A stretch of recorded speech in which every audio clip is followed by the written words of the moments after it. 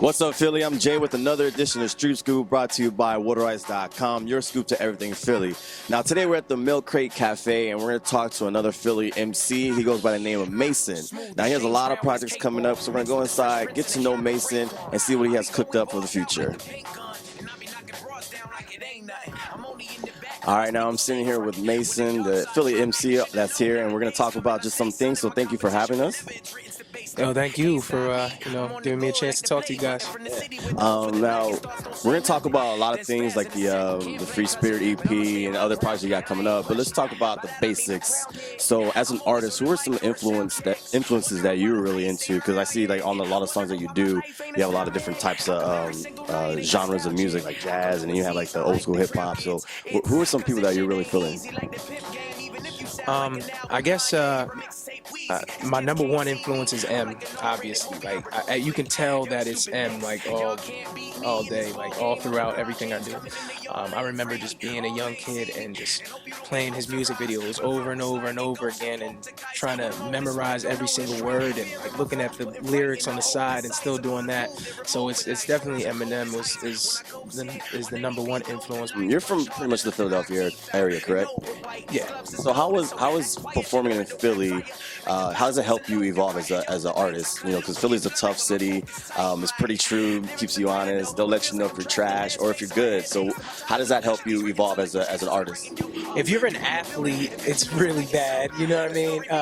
And it's no different if you're an artist. You're on the toughest stage like ever. You feel like you're in the garden every time you step on stage because there's tons of people that and it's not just the rudeness, because like I feel like everywhere else like portrays it like they're rude in Philly, but it's just like they're gonna hold you to a higher standard. You know what I mean? They've heard 1,000 rappers. We have a ton of people in the hip hop scene and a ton of talented people in the hip hop scene. So you can't just step on stage and bring the same old thing that they see every day. You gotta make yourself stand out, and I think it makes you stronger because they're gonna hold you to that standard, and you gotta step up and meet that. So I love performing in Philly for that reason, because it gives you that butterflies in your stomach, that extra push to make sure you kill it. Yeah, there's definitely a sense of accountability with Philadelphia audience that keeps you true as an artist. And I guess we're going to talk about why you decided to get into the rap game or just the music game in general. Like, what was that one thing that really pushed you to become an artist? All right, so I started writing songs in the laundry room at Arcadia, and where I used to go to school, and they were not rap songs; they were like rock songs, and I got some interest in my writing ability. I started trying to show these songs off, but I couldn't sing as well as I can now. As I started developing my voice. But I wanted to be in the spotlight, and I used to freestyle rap in high school all the time, and I was good at it. So I was like, you know what? Maybe I'll just try rapping. And my two best friends, they're these two producers from New York called Used Games, and they weren't producers at the time, but they were just my best friends. And I talked to them and I said, hey guys, I think I really want to make a run at this. And they were like, if you're gonna make a run at it, make a run at it. And right then and there, like, my one boy was just like picked up the equipment to start producing, got his Fruity Loops, got like his little keyboard together, had his little mic set up in the closet and everything. And I think the first thing that we recorded, like, I did like some freestyle over the They Know beat, that Shorty Low joint. And from there, like, I just fell in love with it, man. I just fell in love. That's cool. Now, can you tell us your affiliation with, I guess it's 1111 Records, correct? Yeah. Can you just talk about that a little bit? Man, 1111 Records starts with me and Ace. Ace is just, I say that he's the idea guy. He's just the ultimate idea guy, and the ultimate friend. And he really just, his mind works a little bit differently than the average person, and I like to think that mine does as well.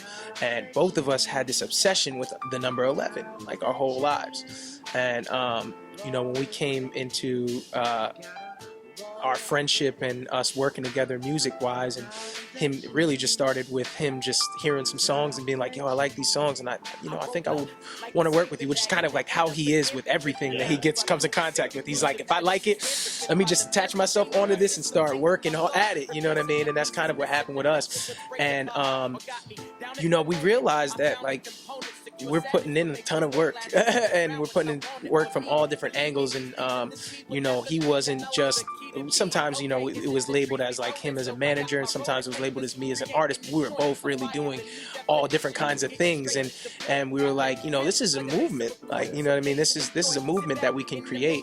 But we've kind of been holding off on that brand for a little while until we started getting some traction in our own lives and by ourselves. And now that we're doing that, and now that we know what we want to do with 1111, we're going to start really, pushing for that brand and really, get 1111 Records out there and notarized. He's a really busy guy, so shout out to Ace. What up, Ace?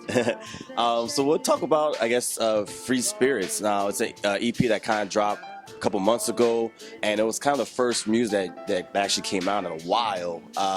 What was the hiatus, and what do you expect to get out of Free Spirits? Free Spirits was just kind of like a little taste of what is to come. And in the past, I had released different projects that caught some traction. I released Looking for Words to the Future, and that was like kind of my debut serious project. And a lot of people loved it, and I put it out on the internet and got a little bit of a buzz going with that. Then I put out The Dark Side, and that was great, and that was like up on Spotify. And when I got some love from European fans and all that kind of stuff. And then I did Candy Flippin', which we put on the CMJs, which actually was like an early project that I brought back. And I was always kind of just had these spaces where I would dip, like where I would have like some success and momentum coming, and then it would fall off, and then I would have to build it up again, and then it would fall off. And it's one of the many things that I've learned over the years of grinding at this, that you gotta when I come back into it, I gotta be ready. So what I've been doing is just making tons and tons and tons of music and putting it all together. My next LP that I'll be releasing is called The Lastronaut, and that was done in October. And it's sitting there. I shot one video. It's done, completed, with two different rappers. One of them is Voss, and the other one is Peruso. And we got a video for that done, and then I have another video that I want to get done, and then I'll start really pushing that out. Can you just talk about any projects, or other than the one you just talked about, any other things that you got coming up, like shows or any collaborations you got coming up in the near future? Yeah, another project that I'm doing is I developed my voice a lot recently, so my singing ability has stretched into places I never even thought my voice could go. And so I am working on a singing project, but I don't really know what's going to come of it. I have about 30 songs that are like not hip hop at all. And I don't know what I'm going to do with it, but I'm thinking about calling that project Beyond. But, it's going to be somewhere down the line after The Lastronaut and The Gods Who Were come out. As far as shows go, on April 8th, we're going to have a show, a networking event at Voltage Lounge. And it's just basically going to be me and a couple other really dope hip-hop acts that are going to get together and just, have a good night of hip-hop and get talking about business and get talking to each other about, collaborations and just network and build and just try and build in ways that, people don't always feel comfortable building unless that label's attached to it. No, it sounds like a great event. I hope everything works out for you on that. And we're going to talk about, just like you mentioned, as an artist, you have peaks, and then real quickly you have the bad parts, and then you have peaks again. And can you just talk to whoever's aspiring to be an artist, what it takes to really, get their name out there and just become an artist? How is that process? I would say these days you cannot just be an artist. You can't. I think that a lot of people think that I'm good, so somebody's gonna discover me, and it's just not true. It's not true. You gotta play the role of manager. You gotta play the role of publicist. You gotta get yourself out there and meeting as many people as possible. So if I had one piece of advice, it would be meet as many people as possible in your industry, and then also work with as many people as you can in your industry. And it was something that I didn't do for a long time. I had my own issues. It was like, me being very egoic.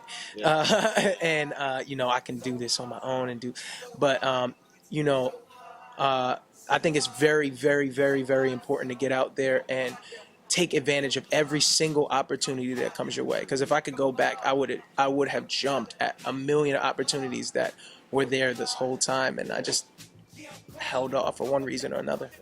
That's great advice. And cool. So for that person who's trying to find your stuff, where can we find you? Where can we find your music? I'm at gotmason.com, GOTMASON.com, and then you can find all my links there. But if you want the quicker route, the Twitter, Instagram is at gotmason. All right. Thank you so much. WaterIce.com, Got Mason. Check them out. Hey, what's going on? This is Mason. Check out WaterIce.com, your scoop to everything Philly.